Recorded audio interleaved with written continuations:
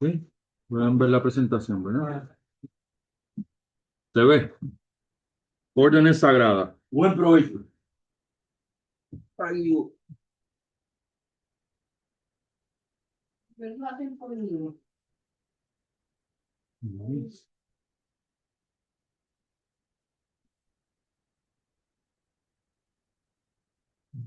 o el sacramento de la, la ordenación. Vamos a comenzar.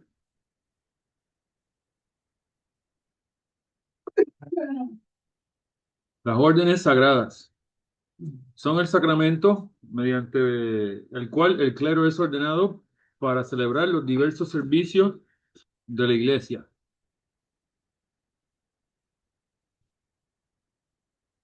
Este sacramento fue instituido por nuestro Señor Jesucristo mismo. Fue Él quien designó a los 12 apóstoles y a los 70 discípulos. Fue Él quien envió a los apóstoles al mundo antes de su ascensión. Ir pues y hacer discípulos a todas las naciones, bautizándolos en el nombre del Padre, del Hijo y del Espíritu Santo, enseñándoles que guarden todas las cosas que os he mandado. Y aquí yo estoy con vosotros todos los días hasta el fin del mundo. Mateo 28, 19, 20. San Pablo dice que fue Cristo mismo quien constituyó a unos como apóstoles, a otros como profetas, a otros como evangelistas y a otros como pastores y maestros. En Efesios 4:11. Y al exhortar a los ministros de la iglesia de Efeso les dijo: tened cuidado de vosotros mismos y de todo el rebaño en medio del cual el Espíritu Santo os ha puesto por obispos para aceptar. Un momento. Para aceptar la iglesia de Dios. Hechos capítulo 20, versículo 28. Y conforme al poder que les fue dado por el Señor, aquellos apóstoles establecieron obispos, sacerdotes y diáconos en las iglesias que fundaron, como se verá más adelante.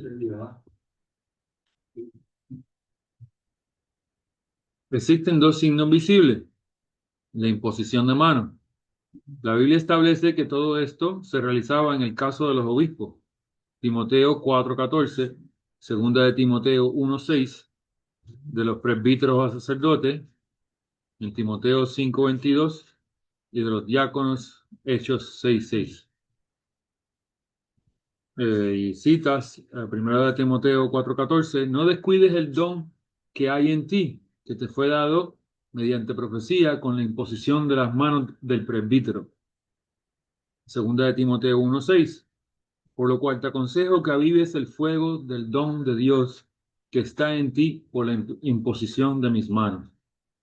Primera de Timoteo 5:22, no impongas con ligereza las manos a ninguno, ni participes en pecados ajenos. Consérvate puro. Y Hechos 6, versículo 6. A estos presentaron ante los apóstoles, quienes, orando, se impusieron las manos. ¿Quiere añadir algo ahí, diácono Waldesenberg? ¿Me escucho? Sí. Ok. Sí. Aquí vemos ese, ese signo visible común que se ve en el Nuevo Testamento y que también viene del Viejo Testamento. Es algo que se ve en diferentes partes de la Biblia. Pero si vemos los hechos de los apóstoles y las cartas de los apóstoles, siempre que se iba a ordenar a alguien a un ministerio dentro de la iglesia, los apóstoles o los obispos o los presbíteros que ya estaban, le imponían las manos a esa persona que iba a recibir ese cargo. Y aquí son algunos de los ejemplos, como por ejemplo en el de Hechos, donde a Pablo le impusieron las manos antes de enviarlo en su ministerio de evangelizar. Incluso a él le impusieron las manos. Y yo creo que esto es algo que lo habíamos hasta cierto punto, porque para la iglesia ese es el orden. Nadie tiene por qué decir, ah, yo recibí una visión del Espíritu Santo, o yo recibí esta voz del cielo que me dijo, y yo pues me fui por mi cuenta a hacer el X o Y de trabajo. Pues verdad, no es que uno se lo prohíba ni uno. Si vemos el orden de la iglesia, incluso Pablo, que vio a Cristo de camino a Damasco, incluso a él le impusieron las manos, los presbíteros que estaban antes que él, los ancianos que estaban antes que él, eh, para él poder hacer ese trabajo. Incluso él le impuso las manos a Timoteo, como dice ahí, lo dejó a cargo de la iglesia. Porque estas palabras, lo que pasa es que con el tiempo, pues, eh, las palabras pues se fueron estableciendo como el título del ministerio. Porque, por ejemplo, obispo es un supervisor. O sea, Pablo, lo que ellos están diciendo es eh, que ellos establecieron obispos en todas las iglesias, establecieron supervisores en todas las iglesias, que era el que estaba a cargo de esa comunidad. Y establecieron presbíteros en la comunidad. El presbíteros son ancianos. Entonces, diácono, la palabra diácono es como un sirviente. Y estos eran los términos que ellos utilizaban. Que en la tradición de la iglesia, pues estas palabras se convirtieron en los títulos formales dentro de la tradición apostólica.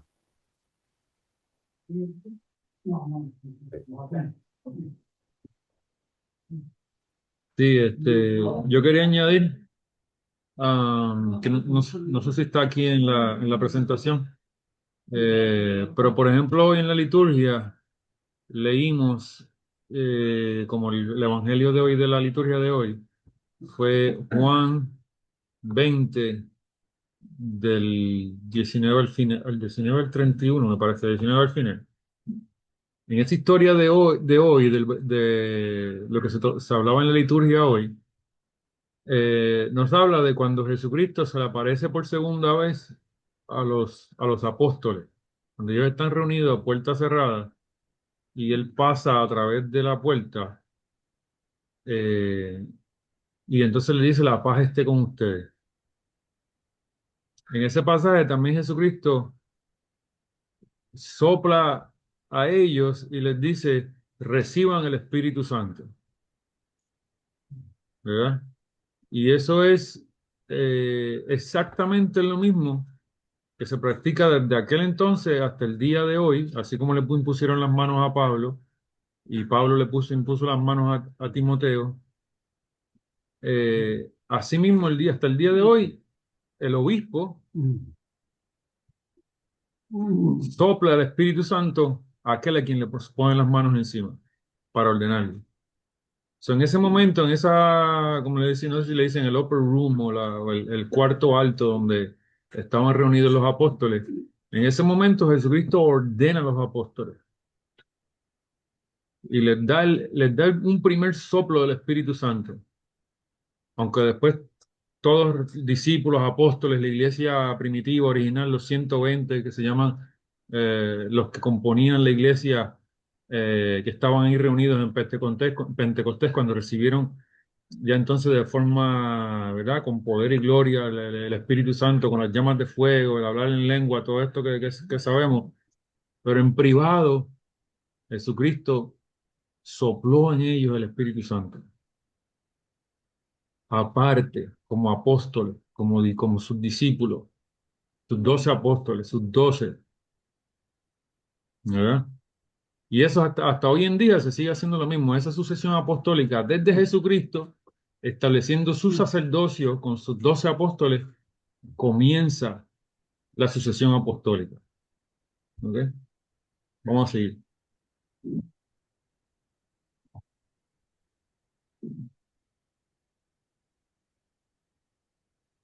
Un momento en lo que saco esta pantalla.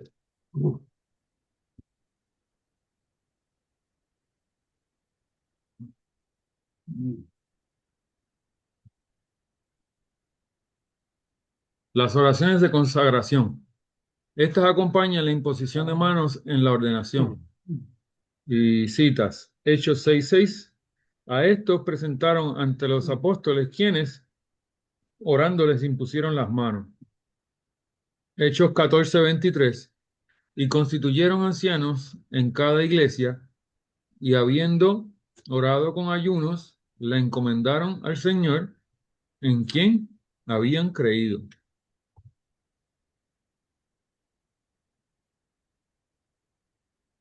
¿Algo que añadir ahí? Lo seguimos. Digo, no sé si soy yo, pero se escucha como entrecortado. No sé si los demás lo escuchan así. A ver, ¿me escuchan? ¿Lo pudieron escuchar la lectura? ¿Se escucha bien? ¿Se escucha? Ok. ¿Hay algo que comentar ahí, Diácono?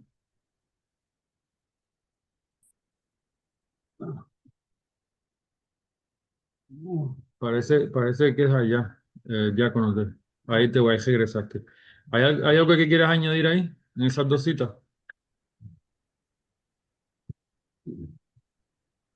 Sí, parece que es la conexión mía que se escucha. eh, Sí. sí. Eh, sí, aquí esto,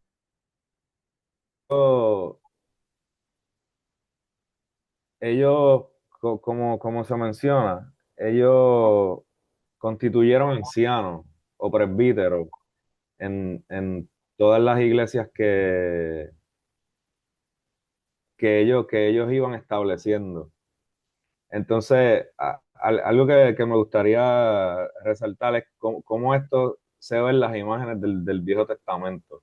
Esto de los ancianos. ¿Por qué? ¿Por qué les llaman ancianos? Y si uno ve, por ejemplo, en el Viejo Testamento, esa era la tradición de los patriarcas, incluso antes de Moisés. Porque, por ejemplo, si vemos en el caso de Abraham, de todo el grupo de Abraham, él era el que ofrecía los sacrificios por el grupo, que ese es el rol sacerdotal del presbítero o del anciano, porque ¿verdad? Eso es lo que significa presbítero, anciano. Entonces, Abraham era el que ofrecía los sacrificios, porque en esa época el anciano, el patriarca de la familia, era el que tenía esa responsabilidad, era el que bendecía a los hijos, era el que ofrecía los sacrificios, eh, tenía esa autoridad como de gobernanza, pero también esa autoridad espiritual. Entonces, Abraham le pasó ese derecho a Isaac, Isaac se lo pasó a Jacob, Jacob era también como el sacerdote del clan, de la familia, porque él era el anciano y era el que ofrecía los sacrificios por el grupo. Entonces, que esto es lo que hace el presbítero en la comunidad o el obispo. El obispo en la iglesia. Él es el que, él es el que presenta el sacrificio de nuestro Señor, el cuerpo y la sangre de Cristo en la mesa cristiana, que es el altar. Entonces, ellos están como estas imágenes del Viejo Testamento se están cumpliendo, ¿verdad? Se están presentando en la perfección en la iglesia. Porque ellos, es como ese orden en el nuevo pacto, en el Nuevo Testamento, donde el anciano es el que presenta esos sacrificios. Y el más anciano es el que tiene más autoridad. En este caso, pues los presbíteros y el obispo, que es el que está por encima de todos en esa comunidad. Entonces, eso también es un ejemplo como Melquisedec, como el sacerdocio que decía Melquisedec. Porque en la Biblia lo presentan sin parentela. Y no es que él vivió para siempre, porque en la iglesia ortodoxa no es que se dice que él era inmortal o que no tuvo principios, sino que se presenta como esta imagen de que ni siquiera se mencionan sus padres, como que él ya existía desde tiempo indefinido. Y cuando Abraham lo encuentra, Abraham le ofrece el diezmo a él y Melquisedec es el que ofrece el sacrificio y presenta pan y vino. Es como este ejemplo del obispo y los presbíteros, que Abraham tenía ese sacerdocio en su familia, pero al presentarse Melquisedec es como un rango más alto Y entonces Melquisedec es el que hace el sacrificio y presenta el sacrificio del pan y el vino.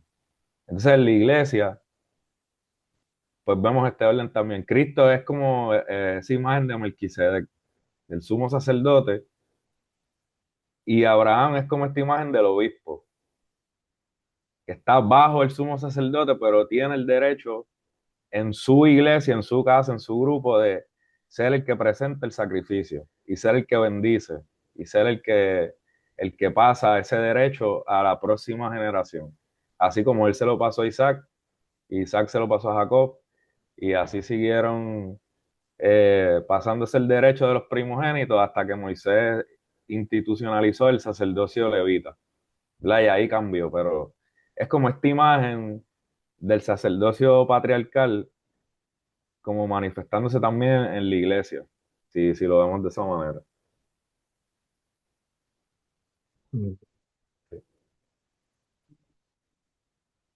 La gracia invisible. El ministro ordenado recibe un don divino, apropiado al servicio al cual ha sido llamado. Citas, Primera de Timoteo 4:14, no descuides el don que hay en ti, que te fue dado mediante profecía con la imposición de las manos del presbítero. Segunda de Timoteo 1:6, por lo cual te aconsejo que avives el fuego del don de Dios que está en ti por la imposición de mis manos. Este don es concedido por el Espíritu Santo, quien es el único que puede capacitar al ministro para cumplir fielmente sus deberes.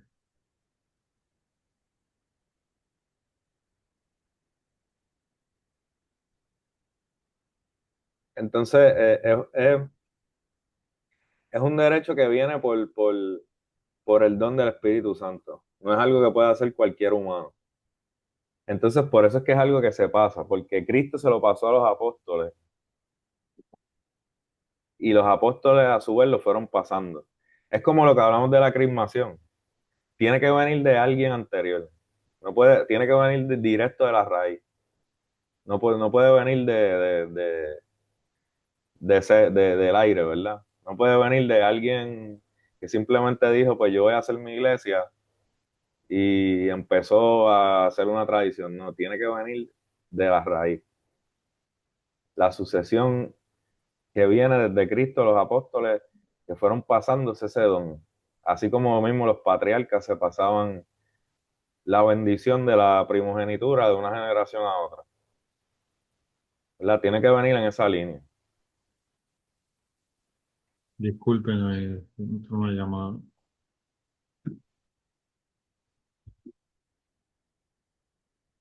Ok, seguimos. Sí. Grados de las órdenes sagradas. La Biblia menciona 3 grados: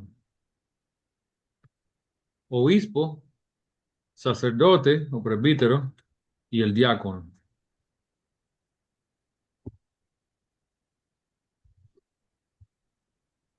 Ok, seguimos. Sí. Obviamente aquí, añadiendo algo aquí dentro de eso, pues hay divisiones y hay rango. Por ejemplo, hay sacerdote casado, hay sacerdote monje, hay primer diácono, segundo diácono, tercer diácono. Pero ya estos son, ¿verdad? Funciones o posiciones. Está el obispo, está el arzobispo y está el archimandrita, pero son diferentes rangos eh, administrativos, por decirlo así.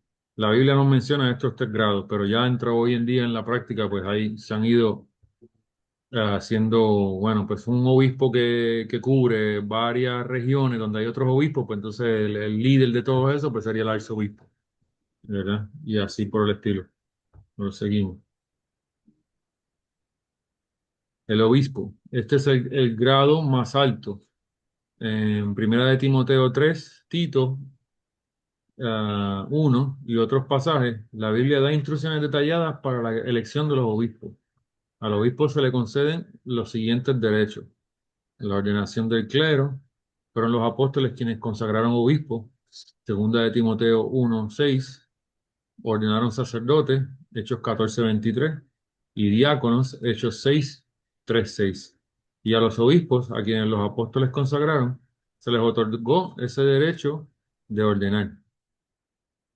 San Pablo, escribiendo a Tito, dijo, Tito 1:5, por esta causa te dejé en Creta, para que corrigieras lo deficiente y establecieras ancianos en cada ciudad, así como yo te mandé. Y escribiendo a Timoteo, dijo, 1 Timoteo 5:22, no impongas con ligereza las manos a ninguno, ni participes en pecado ajeno. Consérvate puro. Ahí vemos esta imagen ya de lo que es un obispo, un supervisor, alguien que está a cargo de una región, ¿verdad? De una región ya más amplia, donde él está encargado de designar quiénes son esos ancianos, esos presbíteros, los sacerdotes, que van a ser los jefes de cada iglesia, ¿verdad? Los jefes específicos de cada comunidad.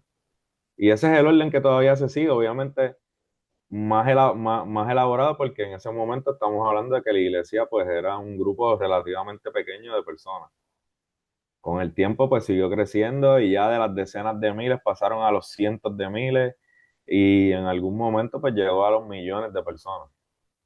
Entonces mientras más la iglesia iba creciendo pues había que organizarla de una manera más efectiva. Pero es la misma estructura. Cada comunidad, cada iglesia está dirigida por un anciano, un sacerdote. Muchos sacerdotes están bajo la supervisión de un obispo. Y cuando la iglesia se siguió multiplicando, pues entonces muchos obispos o diferentes obispos están bajo la supervisión de un arzobispo. Y así sucesivamente. Hasta que en algún momento pues había ya incluso muchos arzobispos y que forman el sínodo de la iglesia, el cuerpo gobernante de la iglesia, que son todos los arzobispos en conjunto. Pues en algún momento la iglesia decidió tener un primero entre pares. De esos arzobispos, se escoge uno para que sea como el primero entre iguales, que es lo que sería un patriarca. Esa es la diferencia entre un arzobispo y un patriarca. El patriarca es como el que está supervisando los arzobispos. Pero en la iglesia ortodoxa se ve más como el primero entre iguales. Porque incluso en un sínodo, no es como la iglesia romana, por poner un ejemplo, que el papa tiene como esta potestad casi como de monarca. Y lo que él dice es como un decreto, por así decirlo. En la iglesia ortodoxa no es así. Ningún patriarca puede establecer doctrina por sí mismo. No puede cambiar dogmas de la iglesia o incluso cánones, ciertos cánones por sí mismo, porque los demás obispos se pueden oponer. Y si viene un patriarca que es hereje o que de momento está enseñando cosas que están en contra de la iglesia, los demás lo pueden contradecir, porque no hay esa estructura monárquica, por así decirlo. Pero en algún momento esa figura se utilizó y de hecho la primera iglesia que usó ese título de obispo, de papa, de literalmente la palabra papa, fue la iglesia copta. Ellos fueron los primeros que llamaron a su patriarca papa, porque en ese tiempo ellos fueron la iglesia más grande. La iglesia de Alejandría, en algún momento de los primeros siglos, realmente llegó a ser bien numerosa, bien grande comparada con todas las demás. Pero más o menos esa es la diferencia.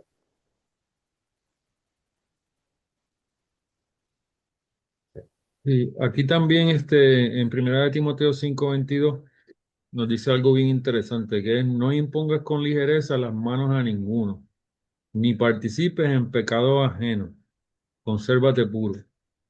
Aquí hay dos cosas bien importantes. Una es que antes de la imposición de manos, ¿verdad? Eh, es importante que tanto el que es candidato para ser ordenado, como el que ordena, número uno, se conozcan y el candidato sea uno que sea probado, que, que sea digno para el cargo, que esté comprometido con la iglesia, que asista a la iglesia fielmente, tenga una asistencia aprobada por mucho tiempo y un servicio a la iglesia eh, probado también con compromiso. El compromiso de un servicio, que en ese candidato se vea que hay un deseo de servir, eh, más allá o sobresaliente del resto de la congregación de la iglesia. Por eso Pablo ahí dice, no impongas con ligereza las manos a ninguno, como que no te apresures a ordenar a alguien que tú no conozcas bien, sino que conócelo, estúdialo. ¿Por qué? Cuando dice, ni participes en pecados ajenos. Porque entonces puede caer si el que ordena no conoce a quién ordena y este no tiene una vida muy recta, entonces el obispo participa de los pecados de ser responsable por aquel que ordenó. Eso es una.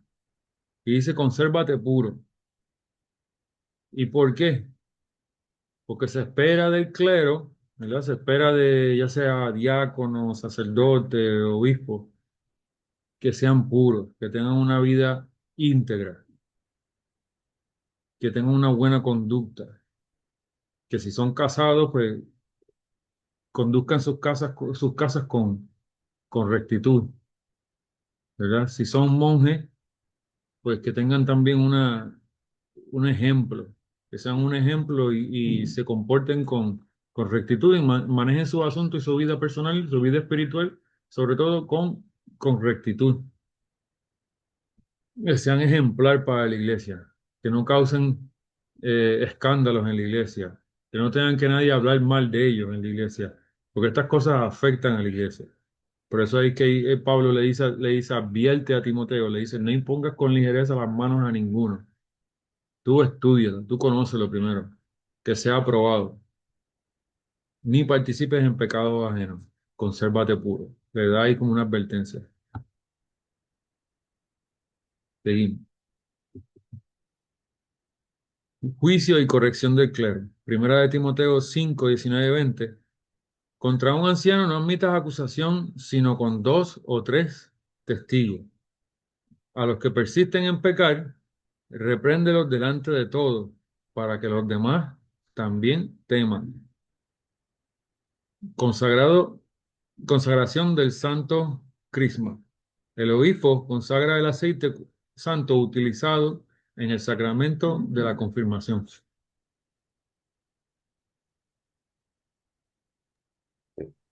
Aquí Pablo le está aconsejando a Timoteo, esto es para demostrarle esa autoridad que tienen los obispos en cuanto a corregir y establecer, a funcionar como un juez, por decirlo así, en la congregación.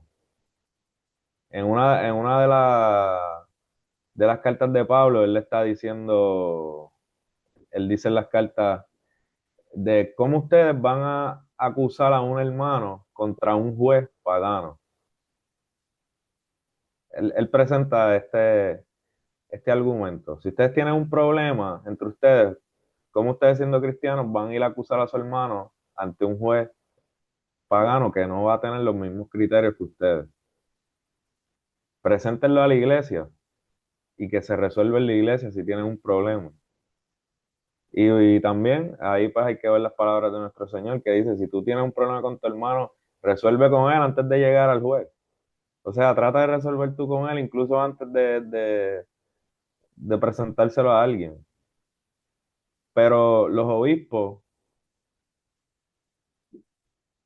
tienen, tienen, tienen mucha autoridad y el poder que ellos tienen realmente es algo que a veces nosotros mismos no logramos captar la magnitud de lo que implica su palabra. Porque a lo mejor, ok, en el día a día ellos no tienen esa autoridad como un juez civil de determinar herencias o este tipo de cosas, ¿verdad? Pero uno tiene que escuchar, o uno debería escuchar la palabra de corrección de los ancianos, de los sacerdotes y de los obispos. Entonces, en ese pasaje de Timoteo muestra esa autoridad que ellos tienen. Que dice, no admitas acusación contra un anciano, contra un sacerdote, sino con dos o tres testigos. Y entonces ahí tú decides lo que vas a hacer, cómo vas a proceder con la situación. Porque los obispos tienen esa autoridad sobre la iglesia. Eso era algo que también quería comentar. Sí, yo entiendo que también lo dice como para no hacer un juicio en base a un rumor, Sí. sino que sea verificado, que hayan dos o tres testigos sobre la acusación. Este, El, abajo en el 3 dice sacramento de la confirmación o ordenación. No, es que ahí está hablando de las potestades del obispo, como tal. Para Entonces, hacer pues, el mirión. sí, pues, para Ok, juicio y ok, corrección en la iglesia y la tercera, pues, ok, para ok, hacer. ok, ok. Juanina levantó la mano, Una si quiere. pregunta. sí, discúlpame que me perdí un poquito. Cuando se refiere al anciano, ¿se refiere a un anciano de la iglesia, a una persona mayor, o se refiere al Mm, obispo? no se refiere a una persona mayor en edad. No se refiere a una persona que simplemente sea mayor en edad. Se refiere a un anciano, es un puesto en la iglesia. Por eso es que una de las lecturas decía, te dejé para que asignes presbíteros en las diferentes iglesias. Presbítero es Ok. anciano. El presbítero es el anciano, es Sí, como... eso es lo que significa Ok, literalmente la palabra presbítero, significa anciano. ok, ok, Eso es lo que significa la palabra en griego. Para que ok, designes ancianos en cada iglesia. Pero no es ok, que, ok. obviamente, no se está refiriendo a personas que simplemente pues, son de edad avanzada, sino que de esta persona escoge los ancianos, los presbíteros, que van a ser los líderes de esa comunidad, los que van a estar a cargo de esa iglesia específica. Tú desígnalo, ¿verdad? Le está diciendo que Ok, para eso lo dejo a cargo. ok, Así que gracias que no es que no... sean ancianos, ¿verdad? Digo, pueden ser ancianos de edad, ¿verdad? Eso pero Sí, sí. no es lo que se refiere de que Ya simplemente, entendí, sí, que me confundí un poco, perdón. sí, sí, no, Gracias. seguro, seguro.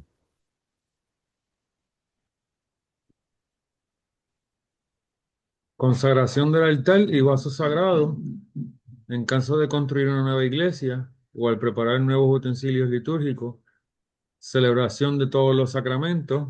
El obispo tiene autoridad para celebrar todos los sacramentos y ritos de la iglesia. Gobierno de la iglesia. Administración de los asuntos generales de la iglesia. Supervisión del rebaño de Dios.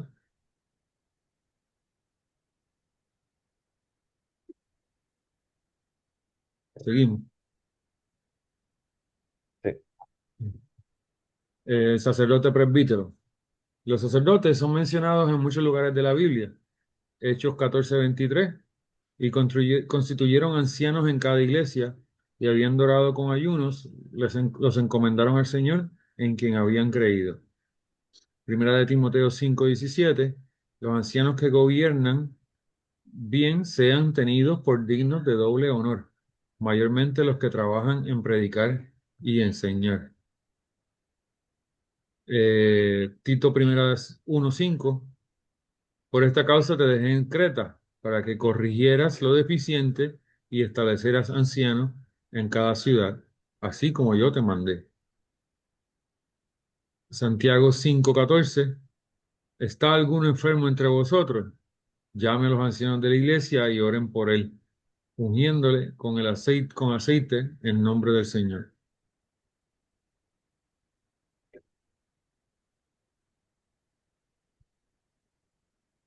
Seguimos. sí, Funciones del sacerdote. Tiene autoridad para celebrar los 6 sacramentos mencionados anteriormente.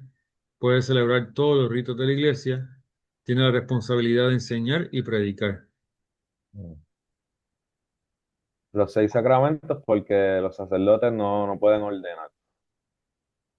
Solamente los obispos son los que ordenan, ya sea diáconos o otros sacerdotes o otros obispos, que pues en ese caso tienen que ser 3 obispos para ordenar a otro obispo.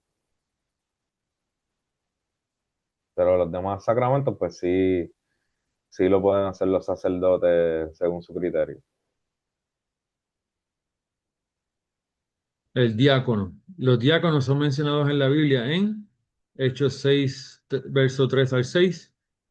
Buscad pues, hermanos, de entre vosotros a 7 varones de buen testimonio, llenos del Espíritu Santo, de sabiduría, a quienes encarguemos de este trabajo. Estos presentaron ante los apóstoles, quienes orando les impusieron las manos. Y aquí vemos otra vez como el requisito de buen testimonio, ¿verdad? Que hablen bien de ellos, que sean ejemplares, ¿verdad? Eso es lo que significa, varones de buen testimonio. Filipenses 1:1, Pablo y Timoteo, siervos de Jesucristo, a todos los santos en Cristo Jesús que están en Filipos, con los obispos y los diáconos. Y primera de Timoteo 3, condiciones para los diáconos. Seguimos, ¿verdad? Ahí en Timoteo, en 1 Timoteo, es que habla de los requisitos para obispos y para diáconos, que, ¿verdad? Todos los requisitos que hay, si lo quieren buscar después. Ujú. Seguimos.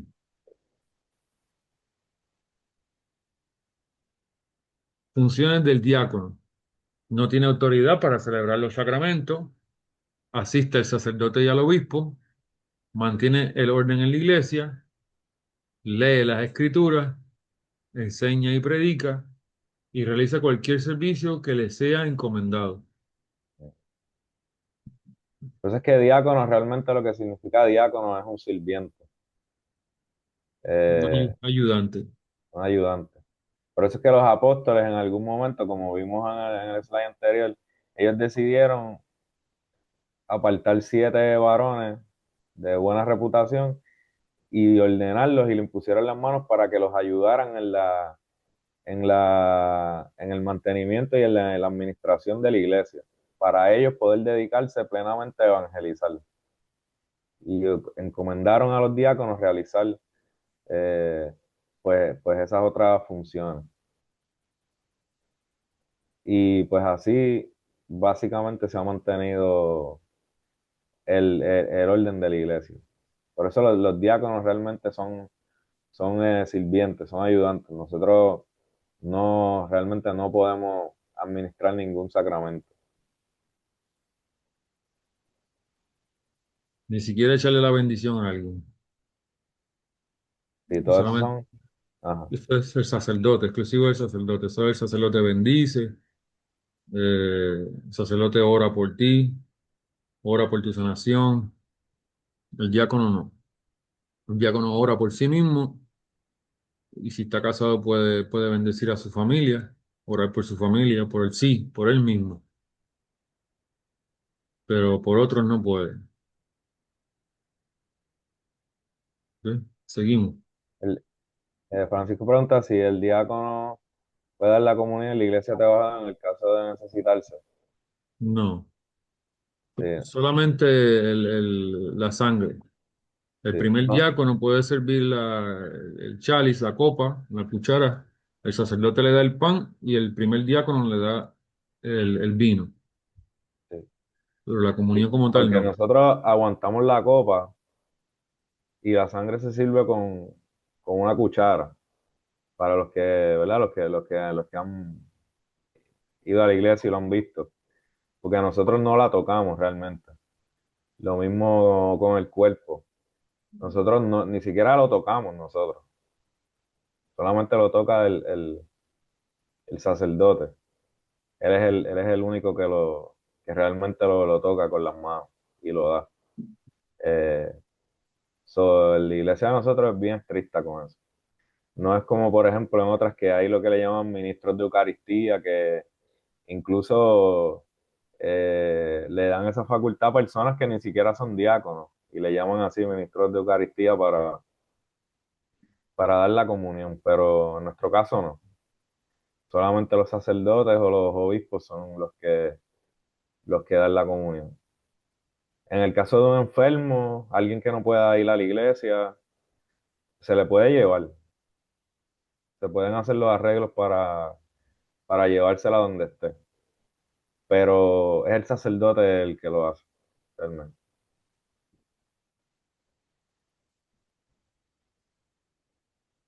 Continuamos. Ordenación del clero. Un obispo es consagrado mediante la imposición de manos de al menos 3 obispos, ya que un solo obispo no puede consagrar a otro obispo. Un sacerdote o un diácono es ordenado mediante la imposición de manos de un solo obispo. La ordenación no puede repetirse para el mismo grado si el obispo, sacerdote o diácono fue previamente ordenado de manera válida. En los cánones apostólicos, número 68, se establece, si algún obispo, sacerdote o diácono es reordenado para el mismo grado, será digno de excomunión, junto con quien lo haya ordenado. No debe pagarse dinero alguno por la ordenación en ninguno de los 3 grados. Cuando Simón ofreció dinero para obtener uno de los dones de Dios, San Pedro lo reprendió diciendo, en Hechos 8, versículo 18 al 20, cuando vio Simón que por la imposición de las manos de los apóstoles se daba el Espíritu Santo, les ofreció dinero, diciendo, dadme también a mí este poder para que cualquiera a quien yo imponga las manos reciba el Espíritu Santo. Entonces Pedro le dijo, tu dinero perezca contigo, porque has pensado que el don de Dios se obtiene con dinero. La iglesia enseña que toda ordenación realizada mediante pago es inválida y que el obispo que acepte dinero debe ser excomulgado.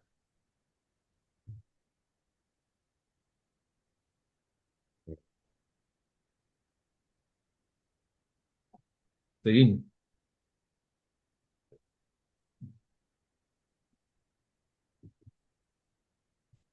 Obligaciones del clero.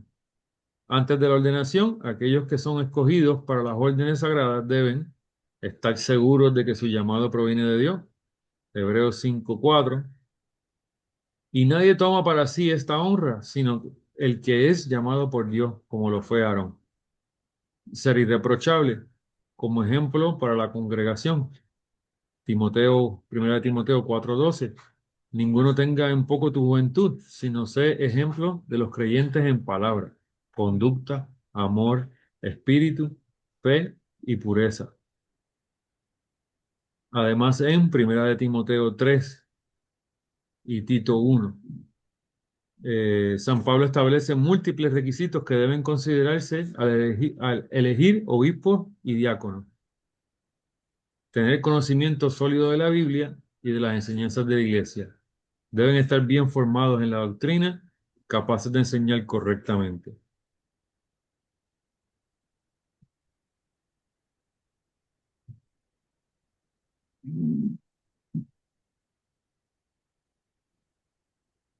Seguimos. Sí. No deben servir como asalariados. No deben servir como quienes trabajan solamente por recibir un salario. Primera de Pedro 5:2. Apacentad la grey de Dios que está entre vosotros, cuidando de ella, no por fuerza, sino voluntariamente, no por ganancia deshonesta, sino con ánimo pronto. Juan 10:12. Mas el asalariado y que no es el pastor, de quien no son propias las ovejas, ve venir el lobo y deja las ovejas y huye, y el lobo arrebata las ovejas y las dispersa. ¿Verdad? Deben ser buenos pastores, con profundo sentido de responsabilidad, cuidando y alimentando al rebaño, protegiéndolo del peligro. Deben entender que el verdadero pastor está dispuesto a sacrificarse por las ovejas. Juan 10:11. Yo soy el buen pastor. El buen pastor su vida da por las ovejas.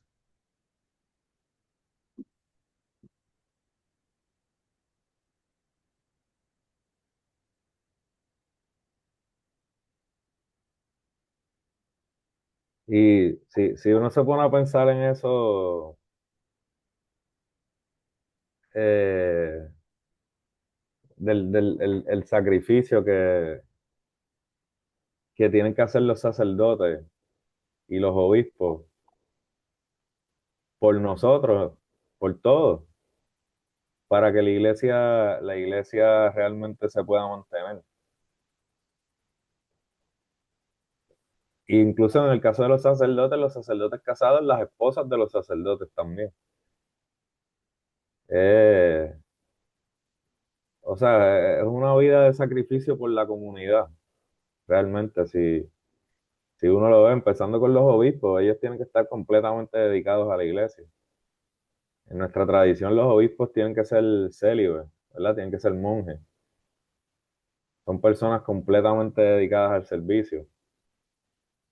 Tienen que estar dispuestos en cualquier momento a atender necesidades. Lo mismo los sacerdotes.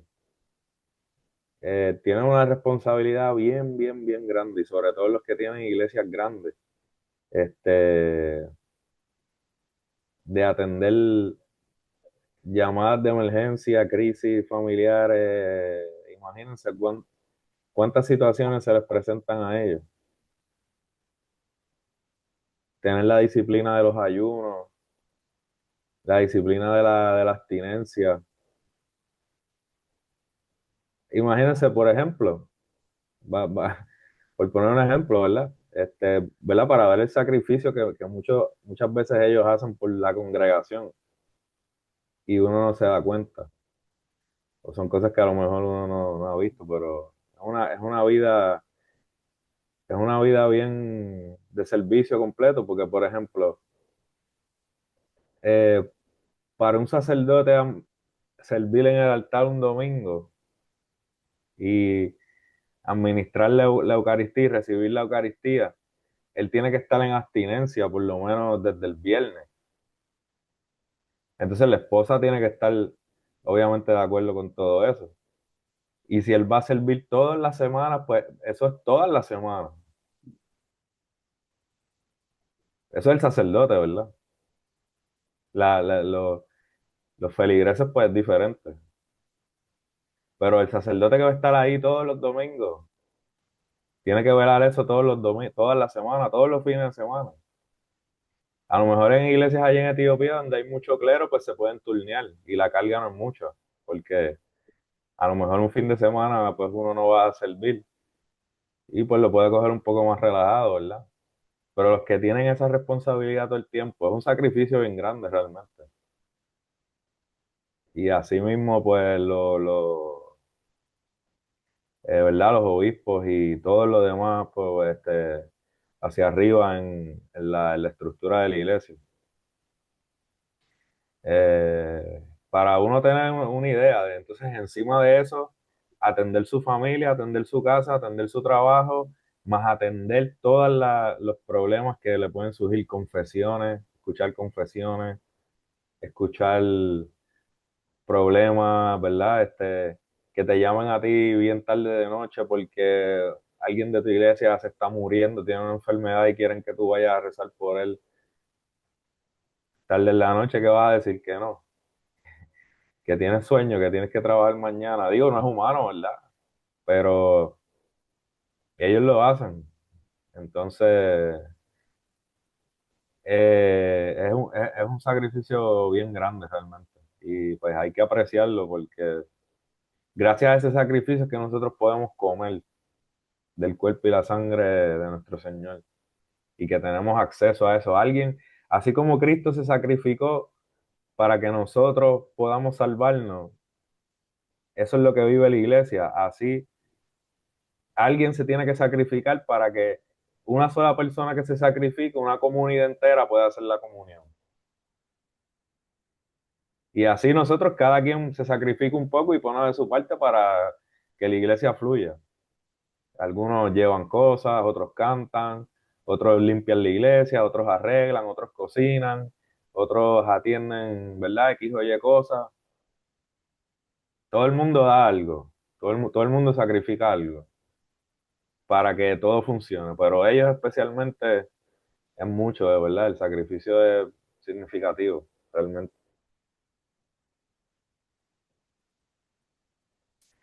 Ujú. Eh, con la pregunta que hace Juanina, el obispo debe ser célibe, pero los sacerdotes no, ¿verdad? ¿Por qué es eso? Porque el obispo debe ser célibe y no puede tener familia, ellos no son equivalentes a lo que eran los apóstoles. Eh, sí, de hecho, sí, en el principio de la iglesia, los obispos se casaban, los obispos tenían familia. De hecho, si vemos una de las cartas de Pablo, ahora mismo no me acuerdo exactamente cuál era, eh, no sé si la pueden buscar ahí, a lo mejor ustedes saben a lo que me refiero. Él está diciendo en la carta que si él no tenía también derecho a llevar a una hermana como mujer, como esposa, como lo hace Pedro y como lo hacen los demás apóstoles. O sea, porque Pedro tenía esposa. Eso se sabe en la tradición y en la Biblia que Pedro tenía esposa. De hecho, Cristo curó a la suegra de Pedro. Eh, eso es parte de la tradición ortodoxa, que los obispos sí tenían esposa, eran casados. Pero ¿qué pasa? Después de, digamos, el siglo IV, más o menos, cuando ya el monasticismo se hizo bien, ¿verdad? Creció mucho el monasticismo en Egipto, en Siria y incluso después en Grecia, Roma y todos estos sitios. La iglesia estableció como canon que los obispos debían ser de entre esos monjes, de entre los célibes, porque la comunidad quería, como quien dice, lo mejor de lo mejor para ser obispo. Y se estableció ese canon de que los obispos deben ser célibes. Pero eso es un canon, no es que es un dogma de la iglesia, eso es un canon. Y eso pudiera cambiar. Si, digamos, se ve la necesidad, si viene una persecución increíble y se reducen los obispos a dos o tres solamente, la iglesia puede tomar la determinación de decir, pues mira, vamos a aceptar obispos casados porque simplemente no queda otra opción. Eso pudiera pasar. No ha pasado en casi 1600 años, no ha pasado. Aunque hay unos ejemplos, ¿verdad? Como lo mencionó Deacon la otra vez de este patriarca de Egipto que sí era casado, pero eso fue una excepción. Pero es un canon, básicamente. No, no es un dogma de la iglesia que el obispo jamás y nunca puede estar casado. Puede haber, digamos, una situación de emergencia que pudiera hacer que se pudiera dar la situación nuevamente. Pero hasta ahora no. Hasta ahora los obispos siempre son monjes. Los obispos se escogen de entre los monjes, los célibes. Y ese, ¿verdad? Ese es el orden de la iglesia desde aquella época hasta ahora. Sí.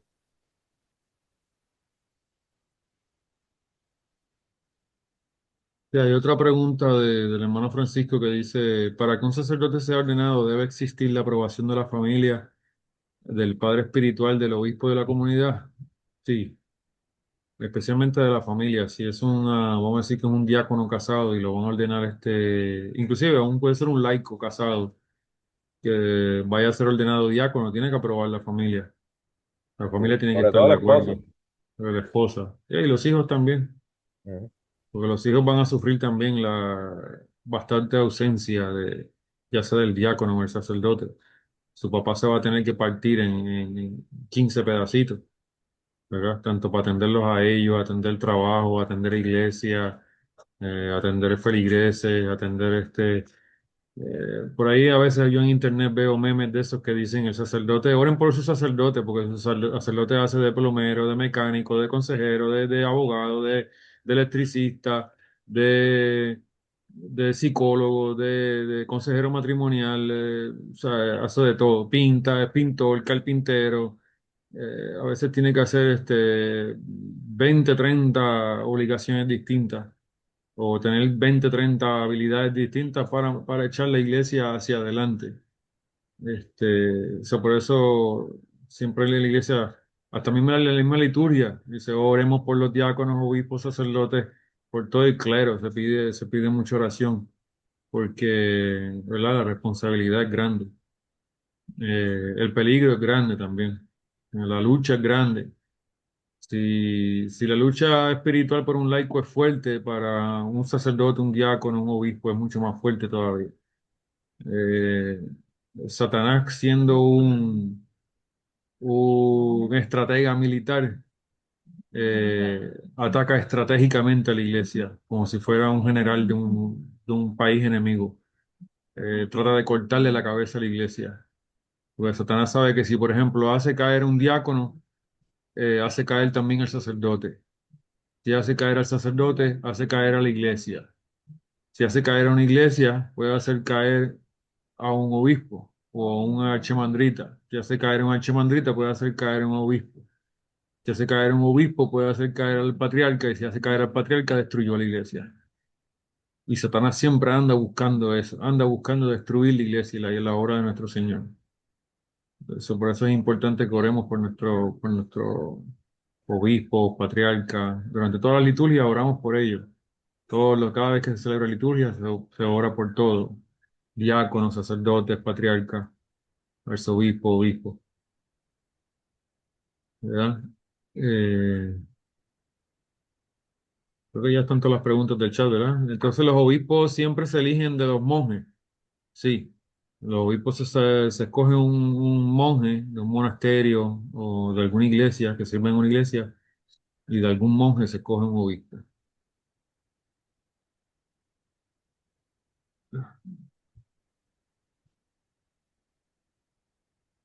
Ah, Casi siempre, eh, antes de la ordenación, el obispo obviamente sabe ya quién va a ordenar y conoce y pide recomendación.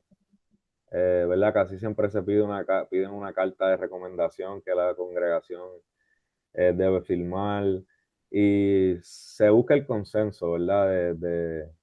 De que esa persona sea aceptada por su congregación. Y pues sí, la ordenación se hace en el servicio delante de todo el pueblo, para que todo el mundo lo vea, ¿verdad? Pero y entiendo que puede ser dentro de la liturgia, pero también puede ser un servicio aparte de ordenación y después una liturgia. Como cuando nosotros fuimos ordenados diáconos en Trinidad el año pasado, se hizo un servicio de ordenación primero. Y después cuando ese servicio de ordenación terminó, entonces se hizo la liturgia. Pero yo he visto, una vez vi un sacerdote ordenado dentro de la liturgia y una vez como en dos ocasiones, una vez en el monasterio y una vez en la iglesia en California. Dentro de la liturgia regular de un domingo, ahí él estaba presente el arzobispo, era un sacerdote de esa iglesia en particular, de esa parroquia, eh, y dentro de esa liturgia de ese día, pues hubo una parte donde se hizo la ceremonia de la ordenación. Y me acuerdo también una vez en el monasterio, dentro de la liturgia, se sacó un momento aparte, pero creo que fue después de la prédica o después de la comunión, se sacó el momento para ordenar de esas dos ocasiones fueron de diáconos a sacerdotes.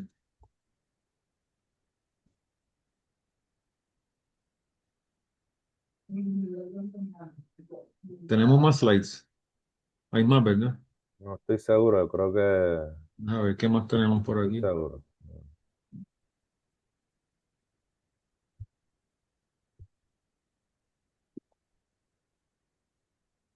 Oh, sí, hay San Ignacio de Antioquía.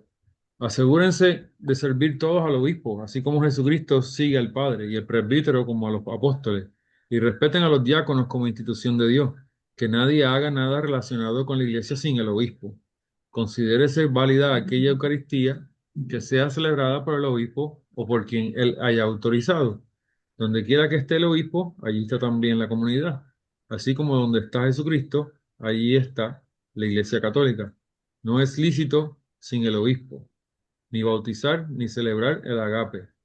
Pero todo lo que él apruebe, eso también agrada a Dios, para que todo lo que se haga sea seguro y válido. Carta a los esmirniotas. Y nosotros hemos hablado mucho de San Ignacio anteriormente, pero para los que a lo mejor no se acuerden, pues San Ignacio fue el segundo obispo de Antioquía, eh, o el tercero después de Pedro, ¿verdad? Porque cuentan a Pedro como el primero, pero pues la realidad es que Pedro no fue un obispo de una sede específica, Pedro fue ¿verdad? Un obispo de la iglesia en general, de la iglesia universal. Eh, entonces Pedro dejó a Evodio, que fue el primer obispo, y después de él fue Ignacio. Ignacio vivió en la época apostólica. Él conoció a los apóstoles y según la tradición él fue discípulo de Juan y lo conoció en persona. Entonces, ¿verdad? No es cualquier persona que nos está diciendo eso, es una persona contemporánea de los apóstoles, que ya nos está diciendo el orden de la iglesia que los apóstoles habían establecido en las cartas y que él lo está confirmando en esas cartas. Porque San Ignacio escribe estas cartas cuando está camino a Roma porque lo van a matar, ¿verdad? Lo van a martirizar y él murió martirizado, devorado por los leones. Y él escribió 7 cartas y eso es un tema que se repite en todas las cartas que él escribió. Este tema de no hagan nada fuera del obispo, no hagan nada fuera de la iglesia, no tengan válida la comunión si no es la del obispo o alguien que la haya autorizado. Donde está el obispo está la iglesia y así sucesivamente. Eso es algo que se repite mucho, mucho en sus cartas. Por eso es que nosotros, ¿verdad? Este issue con las iglesias que no están en comunión con nosotros. ¿Y por qué somos tan estrictos con eso, con no aceptar la comunión de otras iglesias, con no estar en comunión con X o Y denominación? Porque eso es un principio apostólico, que lo vemos desde, ¿verdad? Desde el principio. Los que tú los reprendes 1 o 2 veces, sepárate de ellos, decía Pablo. Y aquí vemos lo que dice San Ignacio también. Los que no están en comunión con el obispo, no tengas por válida su Eucaristía. No tengas comunión con ellos, porque no es válido lo que ellos hacen. Si se separaron de la iglesia, de los obispos legítimos. ¿Verdad? Y es algo bien importante. Porque dice, no es lícito sin el obispo ni bautizar tan siquiera. Ni bautizar es lícito sin el obispo. Por eso es que, ¿verdad? Mucha gente a veces pregunta todo este asunto de por qué no aceptamos el bautismo de aquí o el bautismo de allá. Entonces vemos ese principio ya desde aquí, ni siquiera el bautismo es lícito, si no es bajo un obispo legítimo para, ¿verdad? Para la iglesia. Sí mismo es.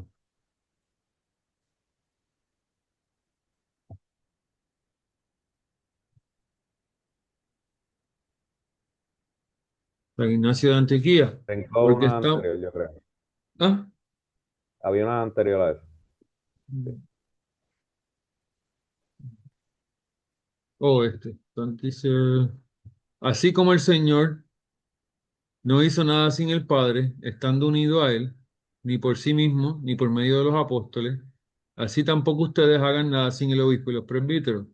No intenten que algo parezca correcto o apropiado según su propio criterio de manera independiente. Más bien, reuniéndose en un mismo lugar, haya una sola oración, una sola súplica, una sola mente y una sola esperanza, en amor y en gozo sin mancha. Hay un solo Jesucristo y nada es más excelente que Él.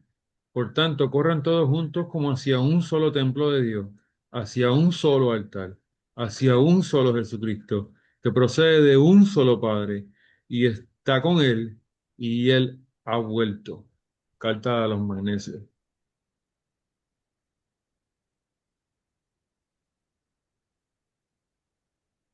Sí, ¿verdad? ¿Algo que creas? Los Sí. mismos temas, ¿verdad? Esta es otra carta de las 7 que él escribió, pero dice muchas cosas las cartas. Son bien interesantes para entender las enseñanzas de la iglesia primitiva. Eh, y habla de muchas cosas además de este tema, pero este tema de la importancia de seguir al obispo y a los presbíteros se repite en casi todas ellas. Aquí podemos ver también, si vamos al párrafo, el segundo párrafo, y pensando un poquito atrás en lo que hablábamos ahorita, cuando nuestro Señor Jesucristo entra un fin de semana como hoy, ¿verdad? Este fin de semana estamos recordando esa segunda aparición después de su resurrección. Le sopla el Espíritu Santo a sus apóstoles, ¿verdad? Reciban el Espíritu Santo y sopla sobre ellos, ¿verdad? Creo que inclusive si leemos la lectura ahorita o podemos checar la lectura, creo que hasta les pone las manos. Ah, Juan en una de las lecturas también de hoy decía que lo pudimos palpar, lo pudimos tocar. O sea que hubo un contacto entre los apóstoles y Jesucristo, ¿verdad? Y de los apóstoles, vimos todo esto en la clase, el diácono, Timoteo, Esteban, el mártir, el protomártir, Pablo que se le puso las manos, etcétera, etcétera. Estamos viendo aquí una sucesión y una línea apostólica desde aquel entonces hasta el día de hoy, ¿verdad?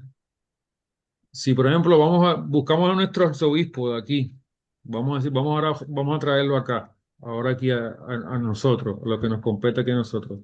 Vamos donde nuestro arzobispo. ¿Quién lo ordenó a él? Vamos y podemos encontrar con uno de los patriarcas primero de la iglesia etíope. ¿Quién lo ordenó a él? Tal vez iríamos a Egipto, a la iglesia copta. ¿Quién lo ordenó a él? ¿Quién lo ordenó a él? ¿Quién lo ordenó a él? Seguimos yendo hacia atrás y buscamos toda esa sucesión apostólica, llegaríamos hasta San Marcos. ¿Y a San Marcos quién lo ordenó? Nuestro Señor Jesucristo. Entonces, miren qué importante lo que dice aquí, lo que dice aquí.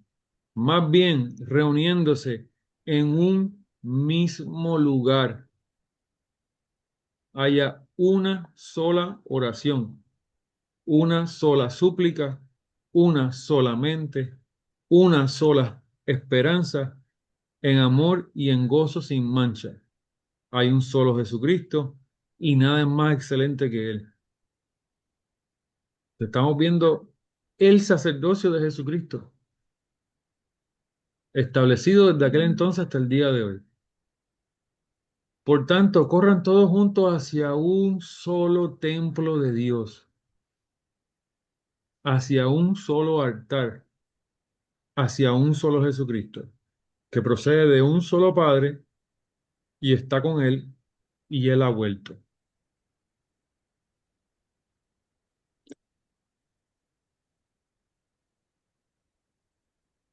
Por eso aquí vemos otra vez la sucesión apostólica ininterrumpida dentro de una misma oración, ¿verdad? En un mismo altar, en una misma fe, bien importante. Porque si una de estas cosas cambia, se cae todo.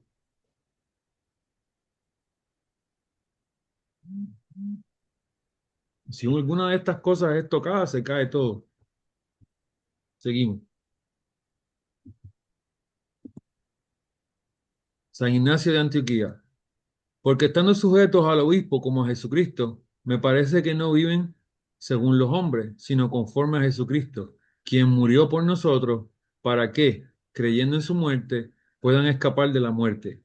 Por lo tanto, es necesario que, como ya lo hacen, no hagan nada sin el obispo, sino que también estén sujetos al presbítero, como los apóstoles de Jesucristo, quien es nuestra esperanza, en quien si vivimos, seamos hallados al final. También es apropiado que los diáconos, como ministros de los ministerios de Jesucristo, agraden a todos en todo, porque ellos no son servidores de comida y bebida, sino ministros de la iglesia de Dios. Por tanto, deben evitar toda causa de acusación contra ellos, como evitarían el fuego. De igual manera, ¿verdad? Capítulo 3, honrar a los diáconos, etcétera. De igual manera, todos deben respetar a los diáconos como institución de Jesucristo y al obispo como a Jesucristo, quien es el Hijo del Padre, y a los presbíteros como el consejo de Dios y la asamblea de los apóstoles. Sin estos no hay iglesia. En cuanto a todo esto, estoy convencido de que ustedes piensan de la misma manera, porque he recibido la manifestación de su amor y aún la conservo conmigo, en la presencia de su obispo, cuya sola presencia es altamente instructiva y cuya mansedumbre es en sí misma una fuerza a quien considero que incluso los impíos deben respetar. Y siendo así, debo yo, cuando se me permita, escribir sobre esto, llegar a tal nivel de orgullo que, siendo un condenado, les dé órdenes como si fuera un apóstol. Carta a los tralianos. Sí, aquí vemos el concepto de, ¿verdad? Sin esta estructura de la iglesia, sin obispo, sin presbítero, sin diácono, no hay iglesia, realmente. Porque la iglesia es el cuerpo de Cristo. Entonces, pero si no hay esta estructura, si no hay clero, si no hay quien ofrezca, ¿verdad? Presente el sacrificio en el altar, pues entonces no hay cuerpo de Cristo. Nadie puede tener acceso al cuerpo de Cristo, que es la comunión. Entonces ¿verdad? No hay presencia de la iglesia, por eso es que es tan importante esto, porque todo va en un orden. Si no hay obispo, no hay presbítero. Si no hay ninguno de esos dos, pues no hay diácono. Y, y sin eso, pues realmente no hay iglesia. Eso es fundamental para nosotros, por todas las cosas que ya hemos discutido antes. Y sobre todo, pues por la institución de la comunión, que es lo que nos hace uno, que es la culminación de la adoración cristiana, del servicio cristiano en la comunión. Y es lo que hace que toda la iglesia esté unida en Cristo, que todos participamos de lo que se ofrece en el altar, del sacrificio de Cristo. Y, y sin el clero, pues eso no se puede dar. ¿Verdad? No es posible porque nadie se puede atribuir el rol sacerdotal por su propia cuenta. Y eso también se ve mucho en la Biblia, desde el Antiguo Testamento.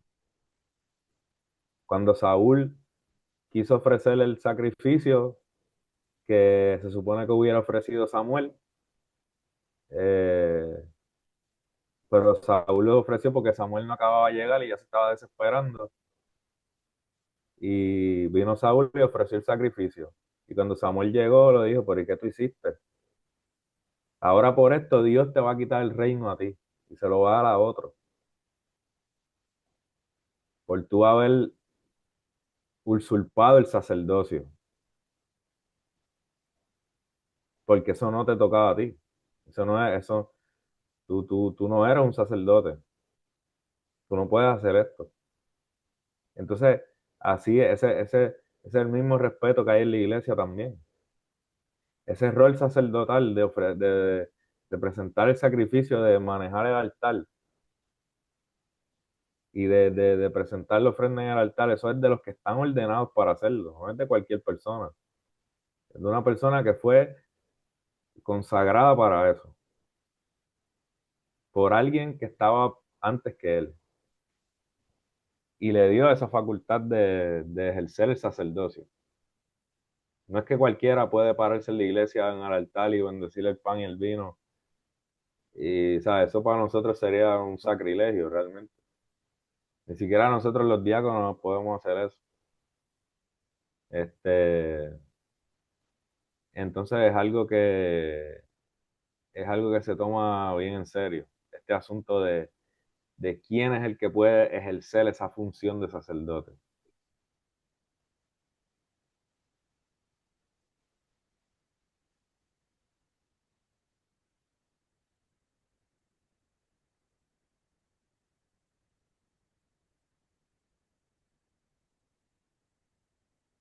¿verdad?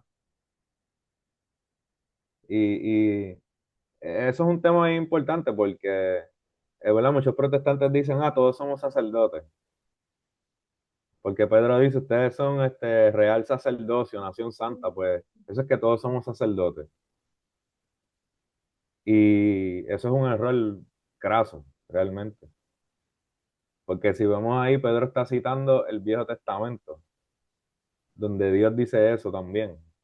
Le está diciendo, creo que es en Deuteronomio que sale eso. Está diciendo, ustedes son real sacerdocio, nación santa. Pero, ¿qué quiere decir eso? ¿Que todos eran sacerdotes? No, los sacerdotes eran los levitas. Y nadie podía atribuirse roles sacerdotales que no fueran los levitas. Entonces, ese concepto de que todos somos sacerdotes, eh, que todos somos los que ministramos en el altar, eso no existe realmente bíblicamente, si nos ponemos a ver. Otro ejemplo también es el del rey Usías. El rey Usías fue un rey que se describe como que seguía los caminos de Dios y Dios lo hizo prosperar. Pero un día él quiso entrar al altar y ofrecer el incienso a él. Y los sacerdotes los regañaron, mira, pero tú no puedes ofrecer incienso, eso es de nosotros. ¿Y qué le pasó al rey Usías? Le salió una mancha de lepra en la frente. Le salió la mancha de lepra y tuvo que retirarse. No pudo seguir siendo más rey por usurpar el sacerdocio. Entonces, ese es el patrón y el orden bíblico. Somos nación de sacerdotes, sacerdocio real y nación de sacerdotes porque como nación cristiana, aquí es que está el sacerdocio verdadero. Pero no es que todos somos sacerdotes, en ese sentido.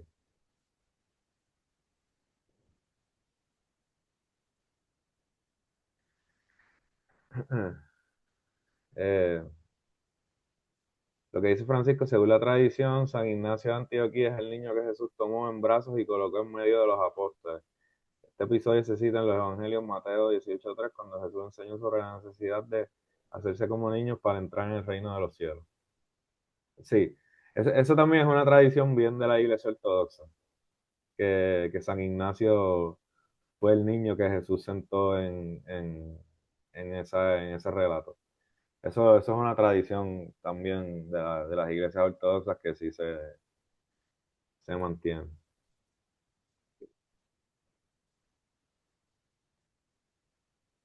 Exacto, como dice Iril, la rebelión de Coré. ¿Y qué pasó con Coré? Se los tragó la tierra y se los quemó el fuego. Este, porque simplemente no es así. Dios estableció sus sacerdotes. Y por eso es que imagínense, como lo hablamos en la parte en la clase de la crismación, incluso los utensilios que se consagran para el templo no se pueden utilizar para más nada que no sea el uso del templo. Incluso las vasijas, los vasos del templo, las copas, la, todo, todo está separado para eso. No se puede usar para otra cosa, porque ya se consagró para eso. Entonces, por eso es que para nosotros es importante, no cualquiera es presbítero. Por eso es que los apóstoles le están haciendo esa advertencia, ¿verdad? No impongas tus manos con ligereza, no le impongas tus manos a cualquiera, verifica bien antes de ordenar, porque le estás dando una responsabilidad a alguien y le estás dando un puesto especial en la iglesia. Si todo el mundo fuera sacerdote, pues ¿por qué tenían que ordenar presbítero? ¿Por qué tenían que ordenar obispo? Si todo el mundo es sacerdote, todo el mundo puede hacer lo mismo. Eso no hace sentido realmente. Los ordenan porque es una posición especial.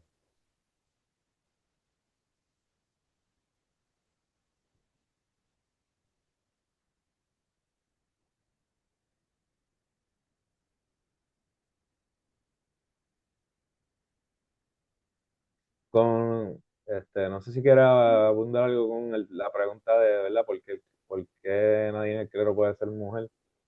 Eh, Estaba buscando algo, pero obviamente cuando uno hace ese tipo de búsqueda hoy en día en Google o cualquiera de estos motores de búsqueda va a tirar un montón de resultados de influencia moderna y diferente. protestante.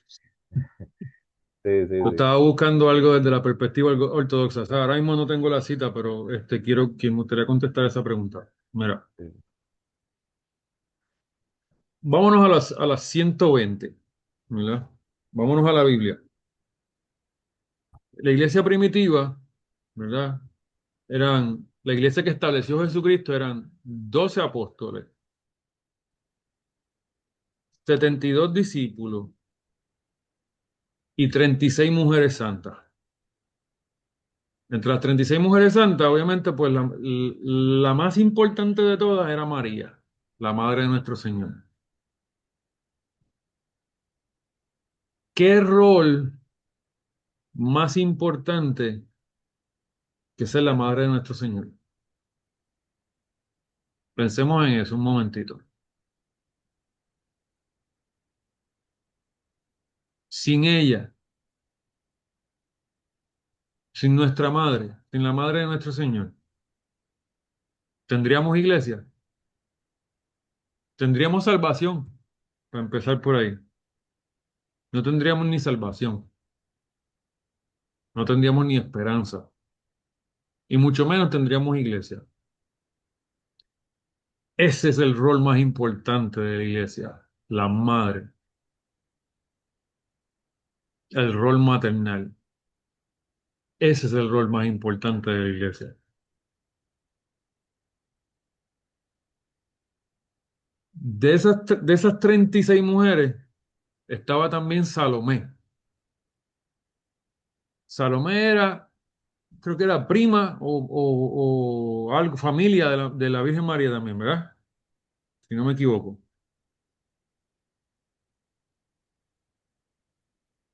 Salomé acompañó a la Virgen María desde su nacimiento prácticamente, toda la huida de Egipto de María, Jesús, José. Ahí acompañó Salomé, huyendo de Herodes hasta Egipto, de Egipto a Etiopía, porque en Egipto los trataron mal, y se dice, la tradición nos cuenta que llegaron hasta Etiopía, visitaron el Arca de la Alianza en Etiopía y regresaron. En todo eso estuvo Salomé. Hay otros versículos, como por ejemplo, no me acuerdo, pero si lo buscamos lo encontramos. Eso es lo que estaba tratando de buscar ahorita. Habían otras 5 o 6 mujeres más que se mencionan en la Biblia, que una de ellas era una adinerada. Y entre esas se encargaban de la logística de todo lo que tiene que ver con comida, esto, lo otro, etcétera, etcétera, a donde quiera que Jesucristo, los apóstoles y los discípulos iban. Otra vez el rol maternal, el rol de madre. Si, si nos ponemos a pensar, si eso lo llevamos a lo que acabamos de discutir, de que solamente, ¿verdad? Que está el diácono, el presbítero, o el sacerdote, el obispo. ¿Qué rol juega la madre de cada uno de esos quienes son ordenados? Es el rol más importante. Pero cuando una madre en la iglesia ve a su hijo crecer, lo cría, ¿verdad? Lo lleva por el buen camino, lo instruye en la iglesia a su hijo. Y esa madre ve a su hijo llegar al altar, ser ordenado por el obispo en el altar. ¿Quién puso a ese diácono ahí? ¿Quién puso a ese sacerdote ahí? ¿Lo puso el obispo o lo puso la madre? Lo puso la madre. La madre lo puso ahí. El obispo lo ordena, pero la madre lo crió. Y de la misma manera, eso lo podemos llevar a aquellas que escogen el celibato ¿verdad? El servicio de monja, ¿verdad? O de, como le decimos en nuestra iglesia, de majoy. nuestra madre o madre nuestra. Es un rol de madre. El honor más grande que puede tener una persona es ser madre. Debemos tener eso bien en cuenta que solamente madre hay una. Padre puede ser cualquiera, pero madre hay una, ¿verdad? Cualquiera puede criar como padre, pero madre solo hay una. So, ese era el rol de las mujeres en la iglesia primitiva. No es porque sea, ¿verdad? Les vayamos a quitar ni protagonismo, ni es que no, es que, que es patriarcal, que es una estructura patriarcal. No, es un orden natural, así lo estableció Dios. Al varón lo puso en el altar, pero la madre la escogió para criar. A la madre la escogió para llevar a ese hombre al altar. Y según lleva a ese hombre al altar, asimismo esa madre también es figura importante del servicio del sacerdote casado o el diácono casado. La esposa es bien importante.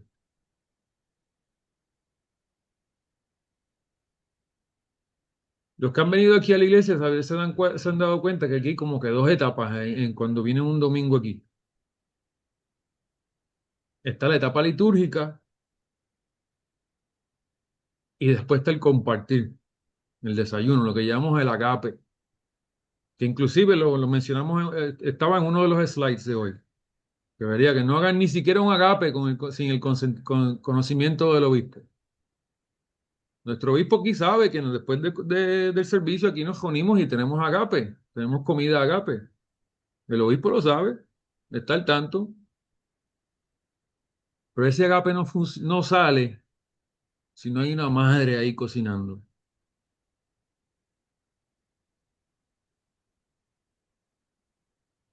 No hay sustento para esos diáconos, esos sacerdotes, para que se aligeren un poco de las 6, 8, 10 horas que han estado en el altar, si no hay una madre ahí cocinando. La iglesia no funciona sin ustedes.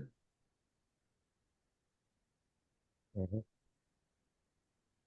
La iglesia no funciona sin las madres. No hay iglesia.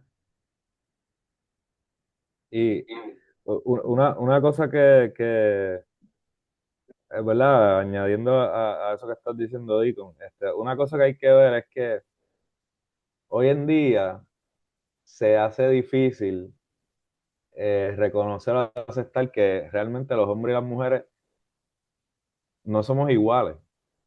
O sea, Dios nos hizo diferentes y nos dio roles diferentes.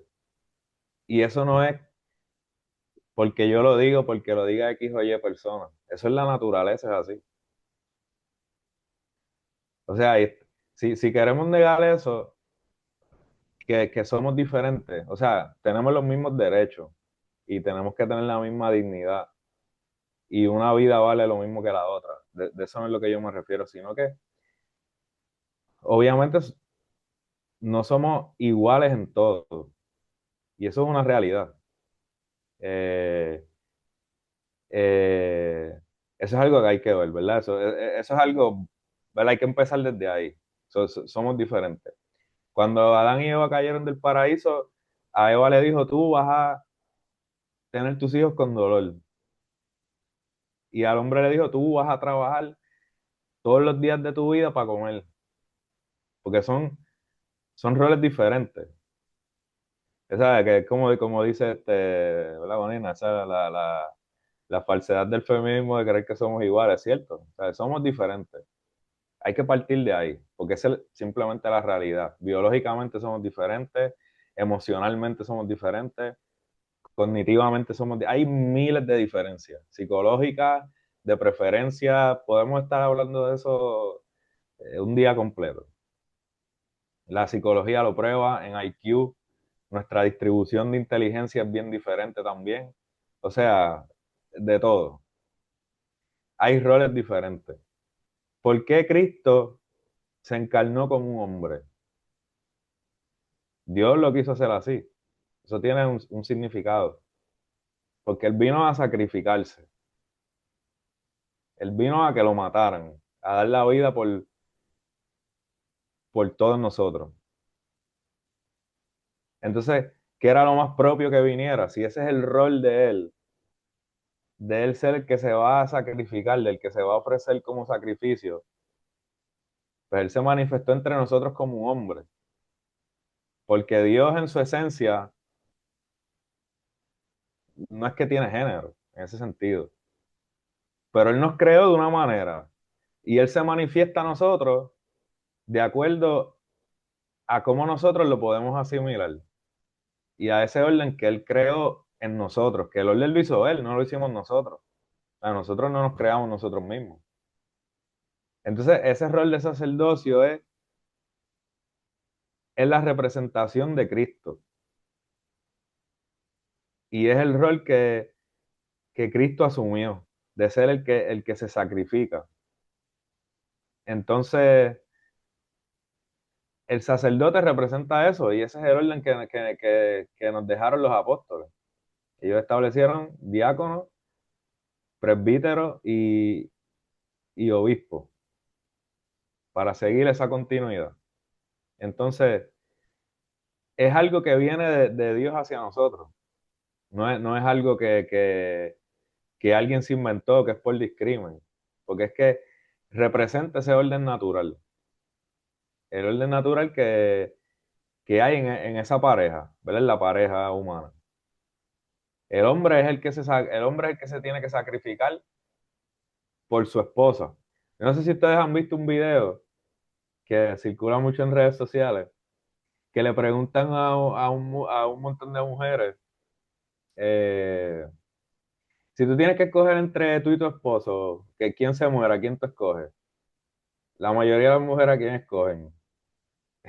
¿A quién salvan? A ellas mismas, ¿verdad? Y parece cómico, pero búsquenlo para que vean. La mayoría de las mujeres dicen, no, pues yo me escojo yo. La mayoría de los hombres cuando le preguntan a quién tú escoges, a ti o a tu esposa, si tienes que salvar a uno, ¿a quién tú escoges? No, pues que se salve ella. Y no es que es que esa es la psicología humana. Esa es la psicología humana, no es que eso está mal, es que así estamos hechos. Y de eso algo estábamos hablando hoy. Una mujer, cuando va a buscar una pareja, uno de los criterios es qué hace, qué trabaja, qué gana, qué tipo de seguridad me puede dar. ¿Eso la hace interesada? No la hace interesada. Ella necesita buscar esos criterios porque el rol natural, o sea, uno de los roles, porque no es que todas las mujeres tienen que ser madres si eso no lo quieren o ¿verdad? No es lo que está para ella, pero uno de los roles es ser madre, la crianza. Entonces es natural que la mujer busque a alguien que le pueda dar seguridad. Y Eso protección. no, claro, eso no tiene que ver con que es interesado o que no es interesada. Eso es algo normal de nuestra constitución humana, porque el hombre es el que se tiene que sacrificar en ese sentido. Entonces, por eso es que el sacerdocio fue del patriarca, porque es el que tiene esa responsabilidad de ser el proveedor. Pero en este caso, en el sentido de lo espiritual, de ser el que provee el sacrificio, de ser el que provee ese sacrificio que antes eran las cabras o los animales, de ser el que lo hace, pues es el rol del patriarca, del anciano de la familia. Y por eso es que el sacerdocio es un rol del hombre en la comunidad. Entre otras cosas, ¿verdad? Eso es un tema que se puede hablar mucho. Algo que estaba en el chat, por ejemplo, que Francisco pregunta si hubieron diaconisas en algún momento. Si nosotros leemos el Fetanagas, en nuestra tradición sí hubo diaconisas, pero las diaconisas no se ordenaban, o sea, no se imponían las manos a ellas, eran ayudantes de los obispos, porque en nuestra tradición, que en Etiopía todavía se practica, por dar un ejemplo, las personas se bautizan desnudas. Entonces, para estos casos, o para en el caso de que una mujer estuviera enferma, este tipo de cosas así, pues había una mujer ayudando al sacerdote o al obispo, una diaconisa que estuviera con él para bautizar a las mujeres, ¿verdad? Y sobre todo en el caso de las mujeres adultas, porque una bebé, pues no importa, ¿verdad? Pero en el caso de una mujer adulta, pues había una diaconisa para esto. Esto ya no se practica realmente, en nuestra iglesia ya no, ese puesto no está. Estuvo en algún momento, pero no eran ordenadas con Pues instrucción. creo que entiendo que eso fue en el principio y eso era más como un asistente. Sí, ¿Verdad? Hacía falta una mujer, venía a bautizarse y pues entonces pues la diaconisa que tenía una relación estrecha con algún apóstol o alguien, o sea, algún de la iglesia, pues se le pedía a ella, mira, pues, ayúdame a esta señora que viene a bautizarse. O mira, hace falta conseguir unas telas o algo, conseguir servicio así, pero que servicio de altar como tal, o ordenación. no, no.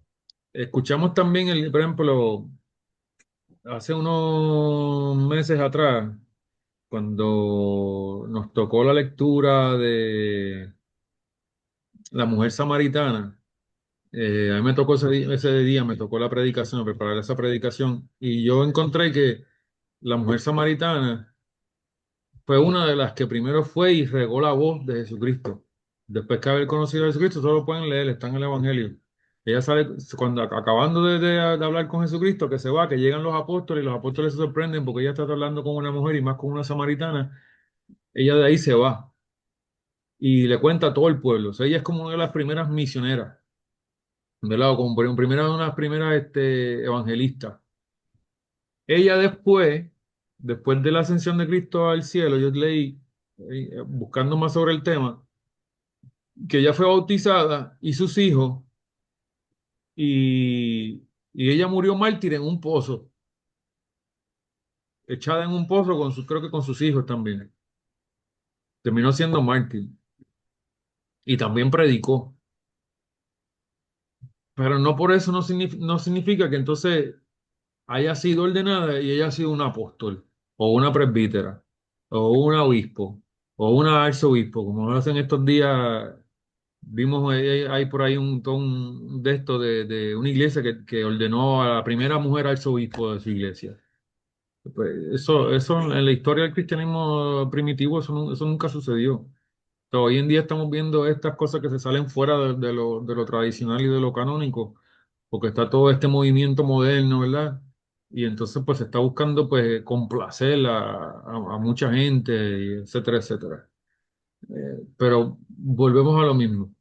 En la iglesia primitiva, la mujer jugaba un papel muy importante, pero era un papel, volvemos a lo mismo, como de madre, apoyo, ayuda, logística, tal vez manejando ofrendas, dinero, finanzas, proveyendo algún lugar, hablando con alguien, mira, vamos a ir a tal lugar, necesitamos abrir una iglesia nueva en tal comunidad. Ah, pues mira, yo conozco a tal que, yo le voy y le pregunto.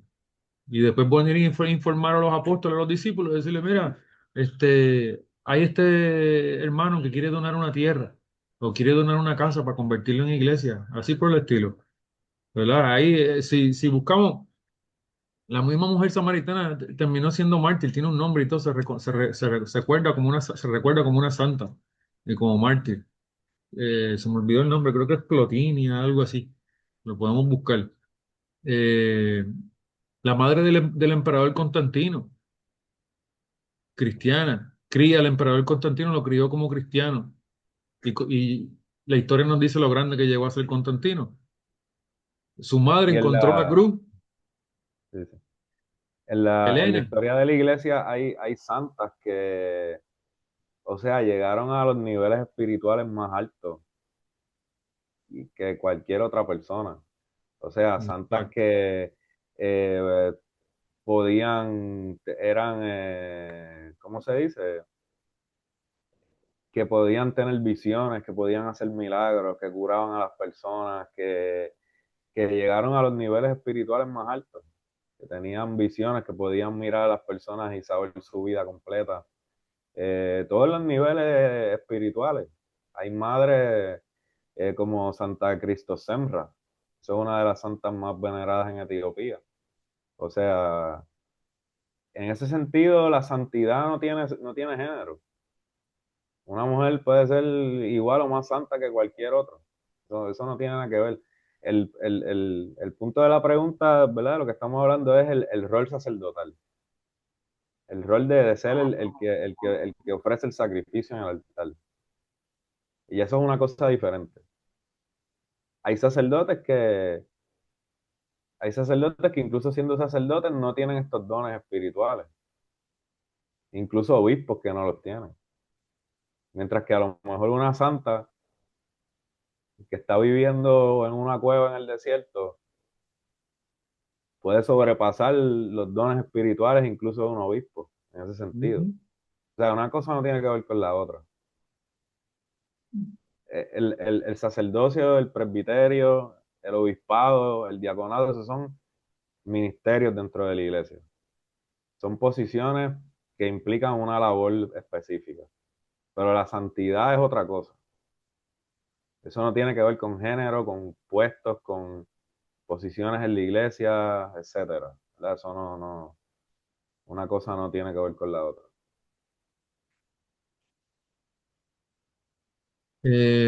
Contestando a una de las preguntas, eh,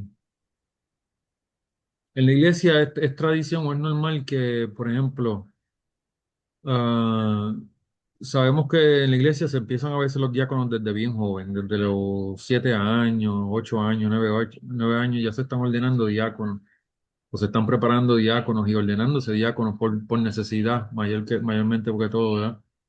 También por lo mucho que hay que estudiar, lo mucho que hay que aprenderse, es mejor empezar diáconos a esa edad porque para que cuando lleguen a la edad de 18 19 20 años, pues ya están totalmente preparados, ya prácticamente saben todo lo que tienen que saber para la liturgia, porque es que no es solamente una liturgia, son 14.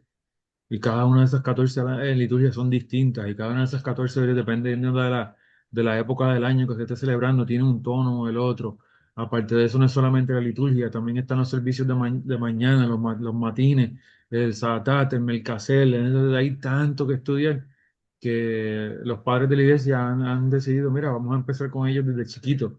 Entonces se ha vuelto la costumbre de que ya a los 20, 21, cuando ya ese diácono ya lleva eh, 10 años, 12 años ya de diácono, los mismos sacerdotes superiores a él, ¿verdad? O a los quienes les sirve, los empiezan a dirigir o al matrimonio o al celibato. O te casas, o búscate esposa, para que te cases, para que no se queden solos. O un monasterio, o búscate un monasterio donde meterte, o vamos a ordenarte monje, o empiezan a preguntarle, ¿qué quieres ser? ¿Quieres ser monje o eh, quieres ser sacerdote casado? ¿Quieres casarte y ser sacerdote casado?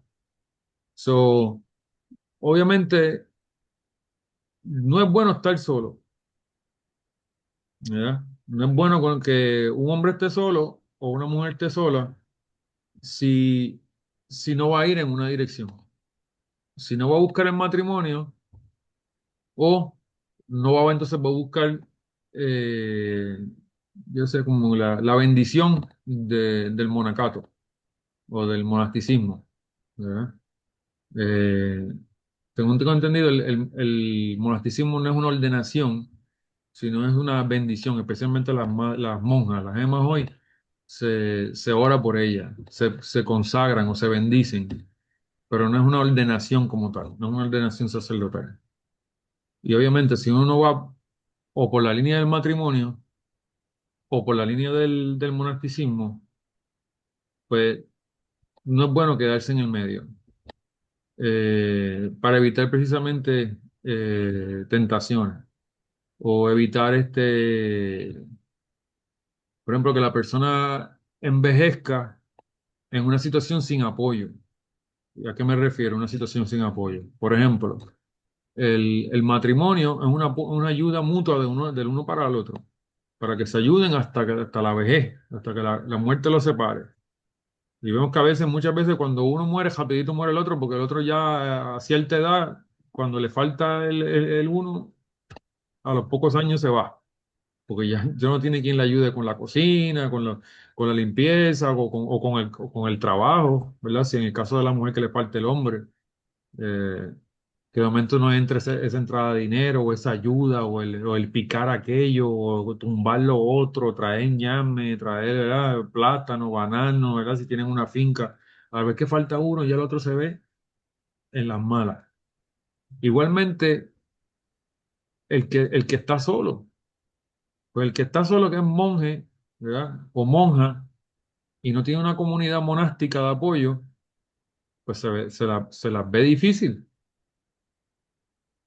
San Juan Crisóstomo, que fue monje, al principio de su ministerio, ¿verdad? O de su vida de servicio, eh, solía tener al monasterio, porque él era monje, él alentaba a los jóvenes a que se hicieran monjes también, en el principio ¿verdad? De su vida monástica.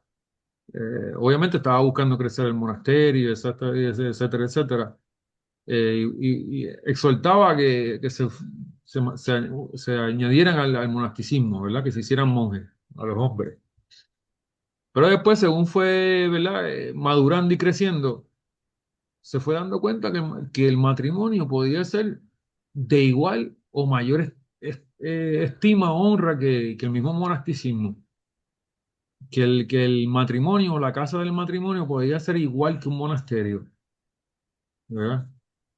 Es prácticamente al mismo nivel. Tanta honra tiene uno como la honra que tiene el otro. Porque los monjes se necesitan entre sí para ayudarse. Hay que limpiar el monasterio, hay que barrer, hay que cocinar. Y entonces hay que repartirse todas esas tareas entre los monjes. Un monje cocina, un monje barre, un monje limpia baño, un monje hace jardinería, otro monje hace artefactos de, qué sé yo, para la venta, artesanías, etcétera, etcétera. Entre todos hay que mantener la comunidad monástica. Pero entonces un hogar hay que mantenerlo entre dos. Y un matrimonio bien llevado puede ser igual o de mayor estima que un monasterio. ¿Sí? Como por ejemplo, hay un ejemplo de que, por ejemplo, Pedro, bueno, cuando el Señor se lleva a Pedro y a Juan a su transfiguración, Pedro es casado, pero Juan es monje. Aparece Moisés y Elías en la transfiguración. Moisés era casado, pero Elías era monje, era célibe. ¿Sí? Hasta el mismo Señor, en ese momento de la transfiguración, trae de los dos, trae del casado y trae del monje. El Señor los estima al mismo nivel. Y da dos ejemplos en ese momento de la transfiguración. En el Antiguo Testamento, a Elías y a Moisés, y en el Nuevo Testamento, a Pedro y a Juan.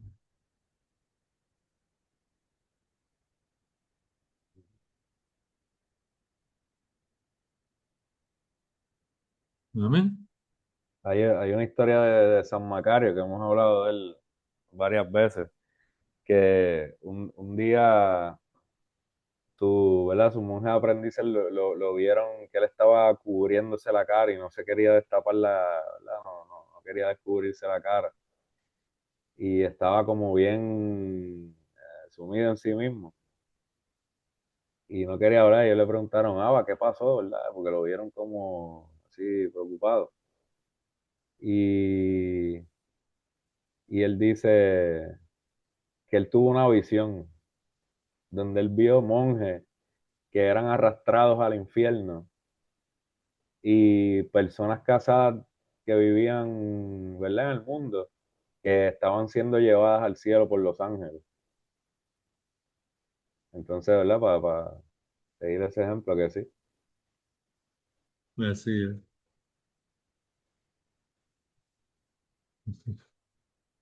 Bueno, vamos a ya finalizar, que ya son 10:20 ya. Este,